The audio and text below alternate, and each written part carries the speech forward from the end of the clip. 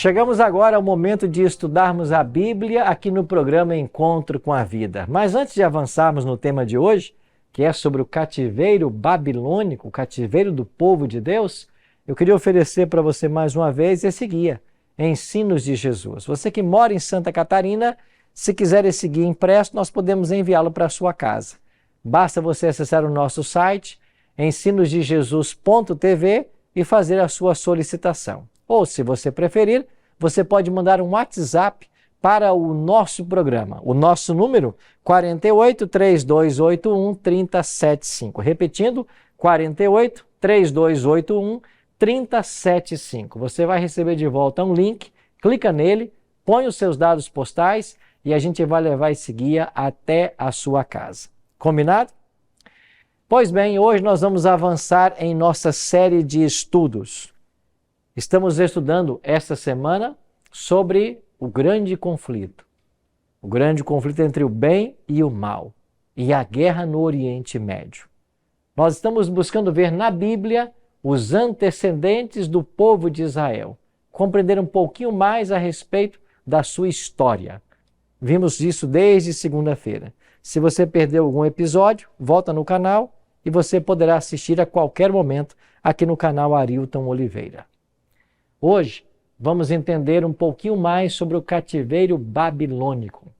Vimos que o cativeiro do Egito durou 4 séculos e hoje veremos detalhes sobre o cativeiro babilônico, que durou 70 anos. Pega a sua Bíblia, se junte a nós nesse momento de estudo.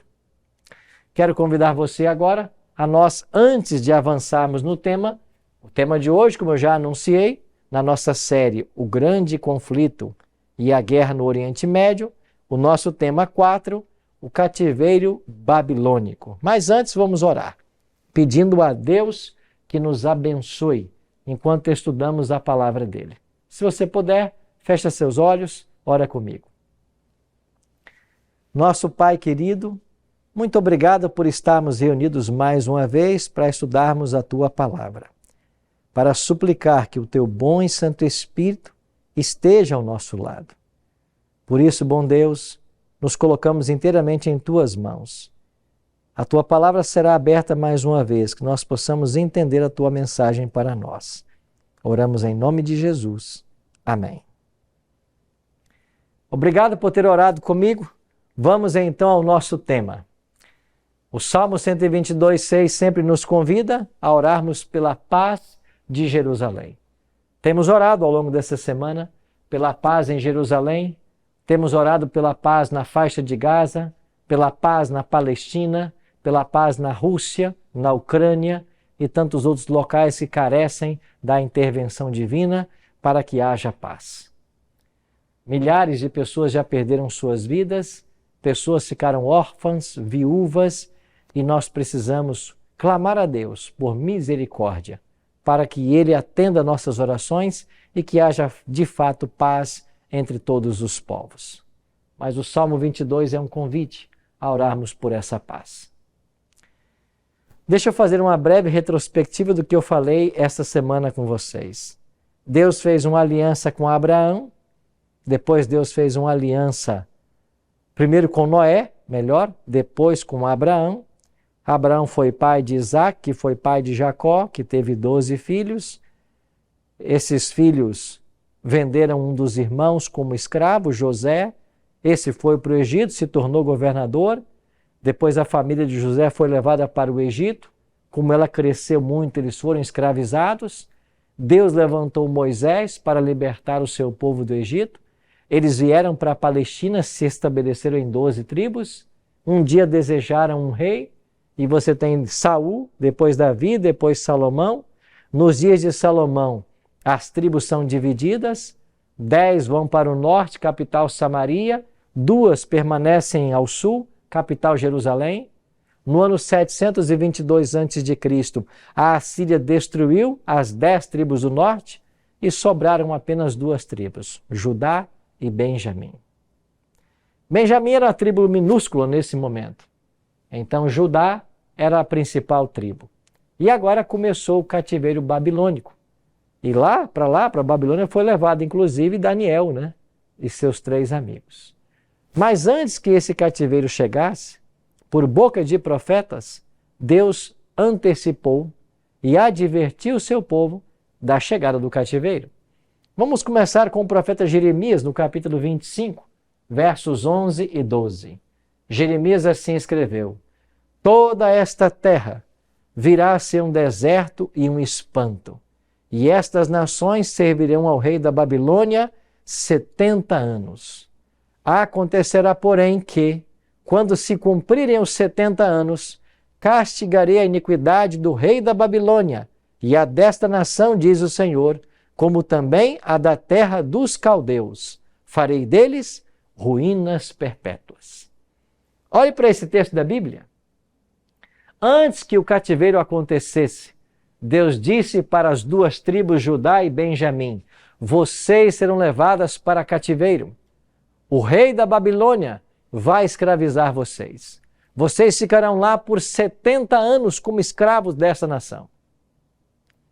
Agora Deus levanta um outro profeta, chamado Isaías, e por boca de Isaías Deus diz assim: assim diz o Senhor ao seu ungido, a Ciro, a quem tomo pela mão direita para abater as nações ante a sua face, e para descingir os lombos dos reis, e para abrir diante dele as portas que não se fecharão.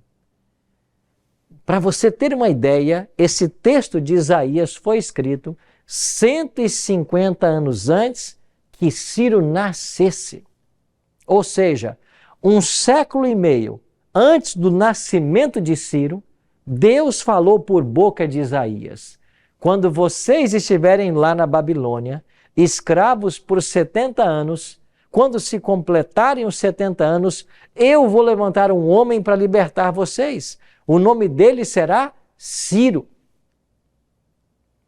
Você está entendendo por que nós somos apaixonados pela Bíblia? Porque esse livro é o livro de Deus.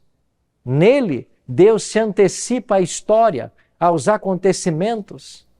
De fato, Amós 3,7 declara, né? Certamente não fará Deus coisa alguma sem primeiro revelar os seus segredos aos seus servos, os profetas.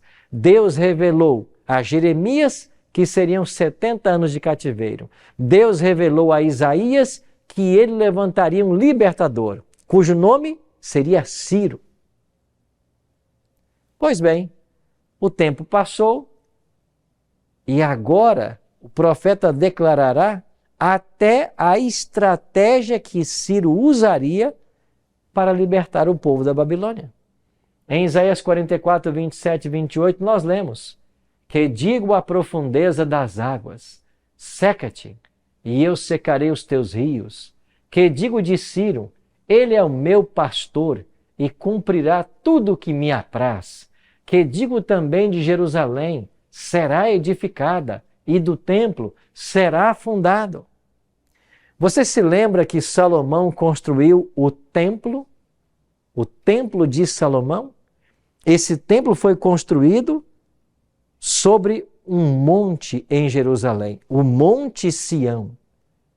E era neste monte que Abraão quase sacrificou o seu filho Isaque. Nesse mesmo local, Salomão construiu um templo. E esse templo, que era a glória da nação, o centro da religião de Israel, foi destruído por Nabucodonosor depois de 3 invasões. Babilônia invadiu Jerusalém em 3 ocasiões. A primeira invasão se deu no ano 605, a segunda invasão no ano 597 e a terceira invasão no ano 582. 3 invasões. Mas foi na terceira invasão que o templo de Salomão foi completamente destruído. Esse templo de Salomão ficava aonde hoje está a região do templo, onde hoje está o Domo da Rocha, aquela cúpula dourada que você avista em Jerusalém, na cidade de Jerusalém. Ali naquela região estava o templo de Salomão, destruído pelos babilônicos na sua terceira invasão. Agora, com o templo destruído, O povo foi levado para cativeiro e Deus diz por boca de Isaías: eu vou levantar um homem chamado Ciro, ele vai secar os rios e ele vai libertar vocês da Babilônia. A profecia foi dada. O povo de Israel foi para cativeiro quando os babilônicos chegaram. Daniel foi com seus amigos. As levas de escravos aconteceram. E quando agora o povo vai para a Babilônia como escravo, eles escrevem um salmo. Isso mesmo.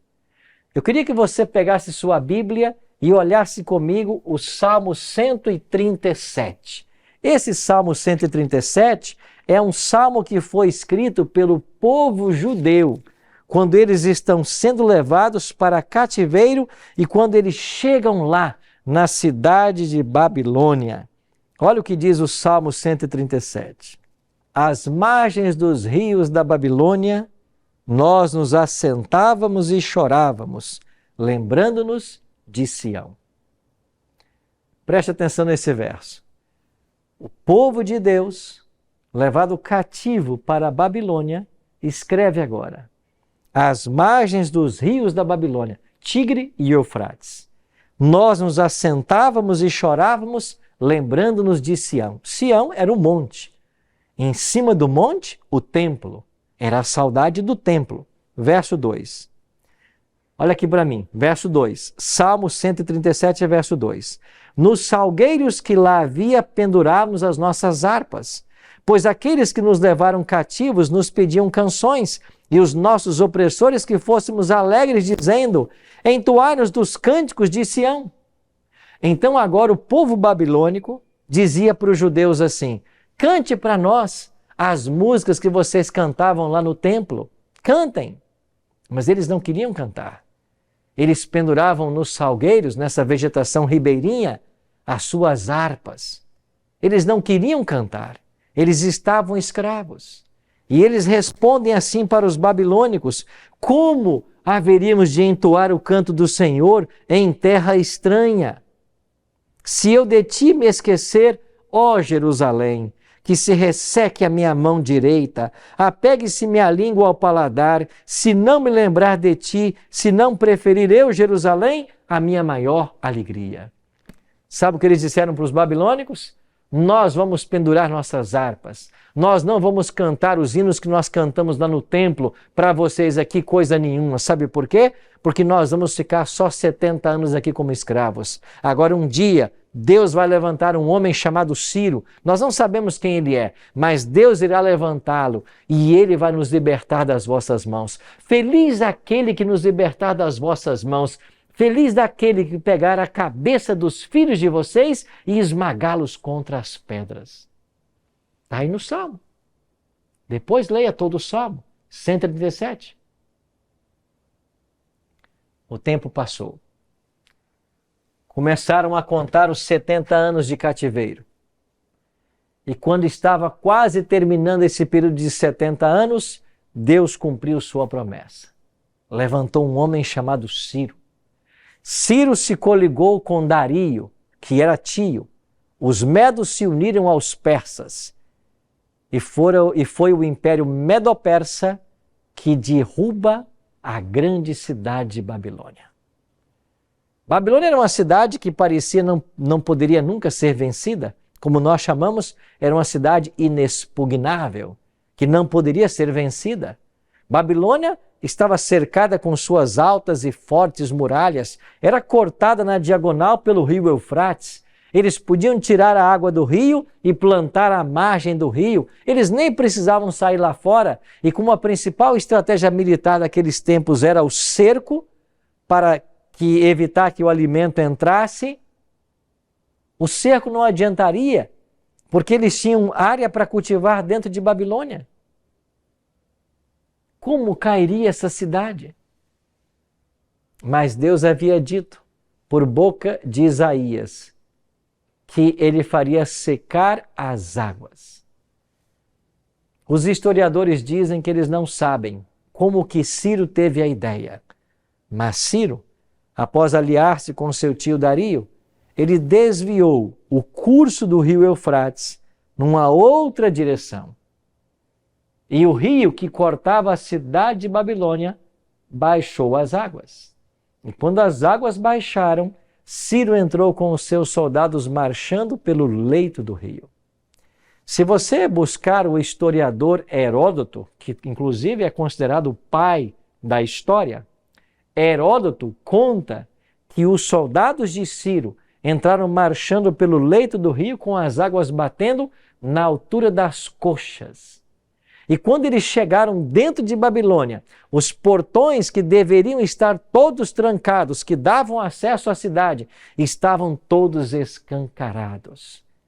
Lembra do profeta Isaías? Eu irei adiante dele e abrirei as portas que não se fecharão. Os soldados de Ciro encontraram os portões todos abertos. E naquela noite, naquela mesma noite em que o neto de Nabucodonosor, Belsazar, estava dando uma festa para 1000 convidados, depois você confere aí. Esta festa está registrada em Daniel capítulo 5. Lá em Daniel 5 diz que ele dava uma festa para 1000 convidados. E enquanto eles comiam, bebiam, ele mandou buscar os utensílios sagrados do povo judeu que Nabucodonosor roubara do templo e que ele colocara lá na casa do seu Deus, lá em Esagila. Agora, esses vasos sagrados foram buscados e o rei Belsazar, neto de Nabucodonosor, começou a beber vinho nos utensílios sagrados do povo judeu. Esse ato de tocar naqueles vasos usados nos serviços religiosos foi o transbordar da paciência divina com o império de Babilônia. Deus então enviou uma mão que escreveu na parede do palácio real, Mene, Mene, Tekel, Upharsin, 4 expressões. O rei ficou com tanto medo que os joelhos batiam um no outro. Ele não sabia do que se tratava. Mandou buscar os sábios vieram, ninguém sabia o significado. Aí a mãe do rei Belsazar, que era filha de Nabucodonosor, disse assim: filho, nos dias do teu pai, na verdade era o ancestral, a palavra, nos dias do teu avô, existia aqui um homem que sabia interpretar sonhos e visões. Ele está aí ainda, manda chamar ele. E sabem quem foram chamar? Daniel. Daniel veio, já idoso, caminhando para os 90 anos já. E quando Daniel chega e vê na parede do palácio aquelas 4 expressões, Daniel diz assim para Belsazar: sabe o que está escrito aí? Contou Deus o teu reino e deu cabo dele. Pesado foste na balança e achado em falta. Dividido foi o teu reino e será dado aos medos e os persas. Naquela mesma noite que Daniel interpretou a escritura na parede para Belsazar, os exércitos de Ciro entraram dentro de Babilônia, tomaram a cidade e mataram Belsazar. Isso aconteceu no ano 539 a.C. E agora o povo de Deus, que por 70 anos estivera escravo, teve a oportunidade de voltar para a cidade de Jerusalém. 3 decretos foram promulgados autorizando o povo de Deus voltar para a cidade de Jerusalém, que estava em ruínas. O primeiro decreto foi o decreto de Ciro, o segundo foi do rei Dario e o terceiro foi do rei Artaxerxes, todos reis do Império Medo-Persa. Se você na sua casa abrir o livro de Esdras, nos capítulos 1, 2, 6 e 7, você vai encontrar a história do regresso do povo de Deus, do povo judeu, de Babilônia para Jerusalém. E quando os decretos foram assinados, é verdade que poucos voltaram. A maioria do povo judeu não quis voltar, porque lá em Babilônia eles haviam prosperado. Mesmo como escravos, eles haviam prosperado. E na hora de voltar para Jerusalém, eles não quiseram. Mas um pequeno grupo de judeus voltou para Jerusalém. E em Jerusalém, eles começaram a reconstrução da cidade e do templo de Salomão que Nabucodonosor havia destruído. Interessante que quando esse templo ficou pronto, eles não tinham mais a Arca da Aliança. A Arca da Aliança havia sido escondida antes das invasões babilônicas e nunca mais ela foi encontrada. Então, no local da arca, lá no Santíssimo, foi colocada uma grande pedra. E agora, o templo reformado, o sacrifício poderia voltar e eles aguardariam mais uma vez a vinda do Messias como profetizada. Você entende que era a intenção de Satanás manter o povo de Deus cativo em Babilônia? Porque enquanto o santuário estivesse em ruínas, enquanto o sacrifício estivesse parado, o Messias não era anunciado. Mas Deus interveio na história, libertou o seu povo, ajudou-a nesse processo de reconstrução. E quando esse templo estava agora para ser reinaugurado, haviam 2 profetas de Deus no ato da reinauguração, Ageu e Zacarias. E olha o que escreveu Ageu no seu livro, capítulo 2, verso 9. A glória desta última casa será maior do que a primeira, diz o Senhor dos Exércitos, e neste lugar darei a paz, diz o Senhor dos Exércitos. Algumas versões antigas da Bíblia traduzem esse verso da seguinte maneira: e a glória desta última casa será maior do que a primeira, porque nela pisará o desejado de todas as nações. Isto mesmo. O desejado de todas as nações pisaria na casa reinaugurada nos dias de Ageu e Zacarias. Os judeus voltaram da Babilônia, agora com o nome de judeus, por causa da tribo de Judá. Reconstruíram a cidade de Jerusalém, o templo, voltaram o sacrifício, na certeza de que o desejado de todas as nações pisaria nesse local. Passaram-se mais ou menos 4 séculos. E depois de 4 séculos, o apóstolo Paulo diz: vindo a plenitude dos tempos, Deus enviou seu Filho, nascido de mulher. O Messias nasceu. Este acontecimento foi mais um passo que Deus deu no cumprimento do seu grande plano de salvação. Lembra do descendente da mulher prometido a Eva lá no Jardim do Éden? Eva, o descendente teu, um dia vai esmagar a cabeça da serpente. Ali estava a criança que esmagaria a cabeça da serpente. O ódio de Satanás se voltou contra o menino Jesus. Você vai se lembrar que, através do rei Herodes, todos os garotos de 2 anos para baixo foram assassinados. O diabo queria destruir o menino Jesus. Mas Deus orientou os pais, José e Maria, a fugirem para o Egito. E quando já Herodes morre, então os anjos orientaram que eles voltassem agora para a região de Jerusalém. E eles voltaram. Lucas 4 diz que esse menino crescia em sabedoria, estatura, graça. O menino Jesus crescia. A Virgem Maria, o anjo disse: eis que conceberás e darás à luz a um filho, e lhe chamarás pelo nome de Jesus. Por que Jesus? Porque Jesus significa Salvador. Esse garoto cresceu, esse menino cresceu. Com 12 anos, ele visitou o templo, confundiu ali os doutores. Com 30 anos, ele dirigiu-se ao Jordão e foi batizado por João Batista. Começou o seu ministério, que, segundo o profeta Daniel, duraria apenas 3 anos e meio. Mas quando Jesus Cristo, ele visita o templo, ali estava se cumprindo a profecia de Ageu 2, 8 e 9. o desejado de todas as nações, a glória das nações, visitou a casa de Deus. Amigos, que profecia extraordinária! E esta profecia, ela tem uma dupla aplicação. Esta profecia tem uma dupla aplicação. Ela não se refere apenas aos dias de Jesus, mas ela também fala a respeito dos nossos dias. Sabe por quê?